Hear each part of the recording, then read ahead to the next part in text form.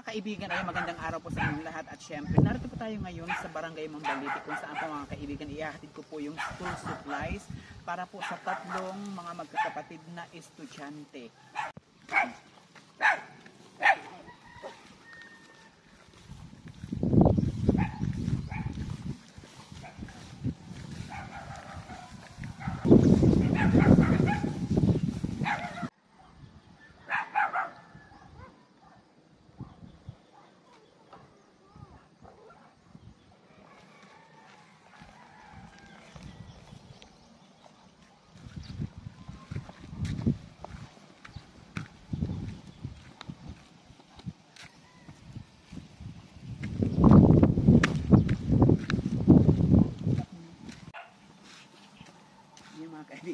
Narito na po tayo.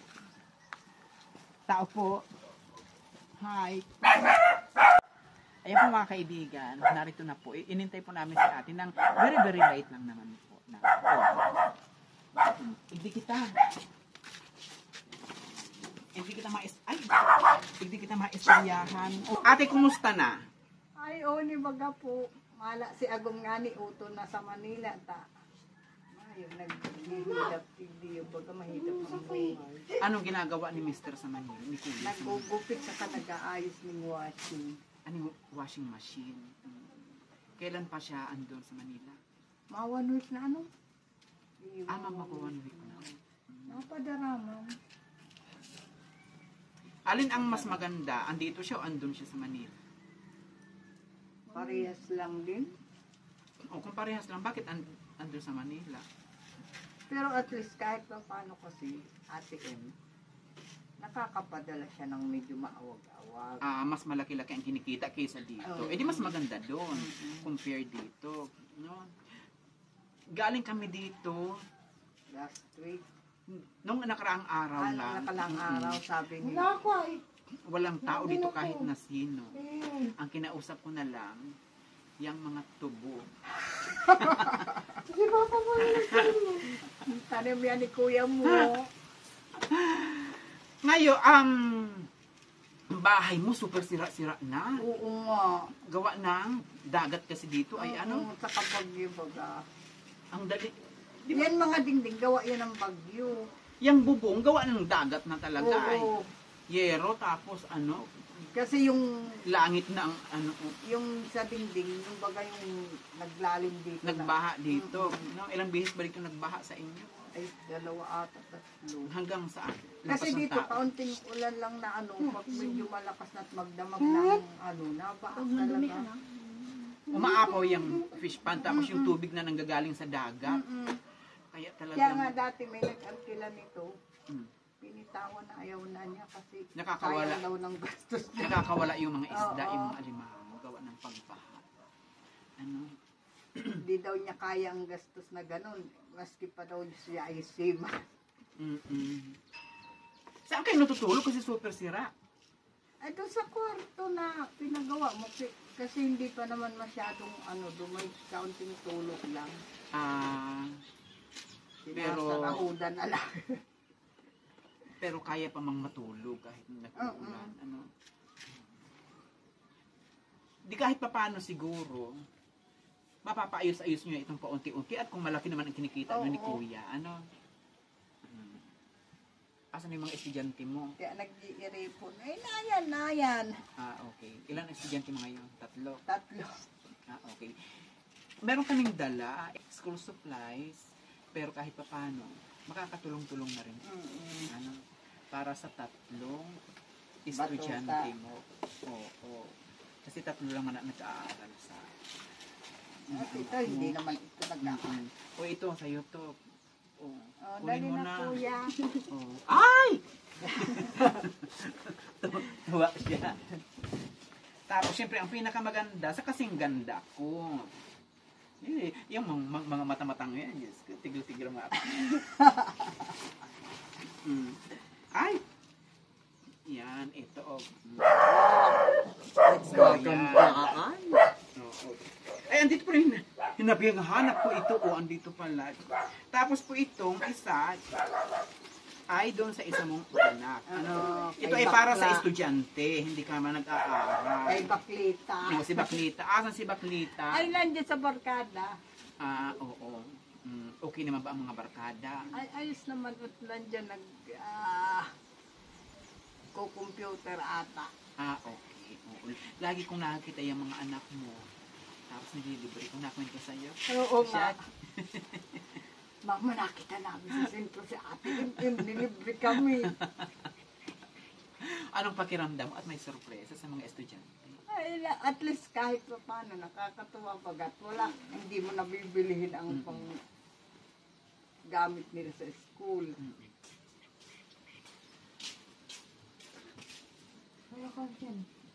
Ano, ano ang pinagkakaabalahan mo naman ngayon? Ayan, nag-aalaga na lang dito sa mga ito. Tagabantay. 1 week pa lang nawala si kuya, ibig sabihin, nakapagpadala na siya. Nakapagpadala 1.5. Bungga. Ano, at least. Tapos minsan araw-araw napadala 200, 500, gano'n. Samantalang dito, iikot pa siya. Paano kung wala siyang makitang magpapaayos ng washing machine, di walang kita? Wala. Diyos ko. Tiis ng gutom.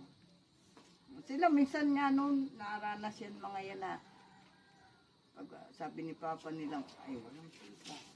Eh di paano siya? Papasok sila nang walang Kain. Oo. Anong ginagawa niyong diskarte kung walang kita si kuya? Yung asawa niya? Eh minsan, pag nangihiram ako ng pamasahe, punta ako ng business na hinap ako ng bigas sa pamilya. Mabuti at mga mababait naman, binibigyan ka naman. At saka may nagpapautang naman dito. Pero sana magtuloy-tuloy na yung ni kuya. Sana nga. Sino ang kumuha sa kanya? Yung kapatid niya rin, may Ay, salamat. sariling barbershop doon. Sariling tao din naman, mas maganda. Hindi niya plano noon na magpa-Maynila. Ay nagkasakit kasi yung kapatid. Wala na daw barbero. Hindi siya ang binunot ngayon dito. At least. Kasi nga, yung kapatid niya hindi na talaga makakilos at nagka-mild stroke. Mild stroke. Ang importante, meron na siyang regular na pagkakakitaan. At meron na rin kayong regular na income galing kay kuya. Salamat naman at gano'n. Happy naman din ako kasi nakita ko kayo. Bagamat tayo ay nagkikita-kita paminsan-minsan sa sentro. Nakakasalubong kita ako kayo. No? Pero matagal din na akong hindi nakapunta dito sa bahay niyo. Oo nga. Halos iba na rin talaga. Di ba pag nagbabagyo may mga binibigay Ilang na taon din naman na yun. Matagal na. Wala pang pandemic Ay, okay naman nung bagyo dito na nakatanggap naman kami ng mga ayuda. Oo, yung mga materialis, dingding, bubong. Wala. Yun lang mga ayuda na Bigas, sabinas, noodles. Yung galing sa DSW ding nakakahon. Nakakahon. Na nakatanggap din ako doon. Tapos may gatas. May okay. Tapos ang daming dilata sa loob. Uy ate, yung mga yan ay hindi yung galing sa akin personally. Galing yung kay Ma'am Flynn.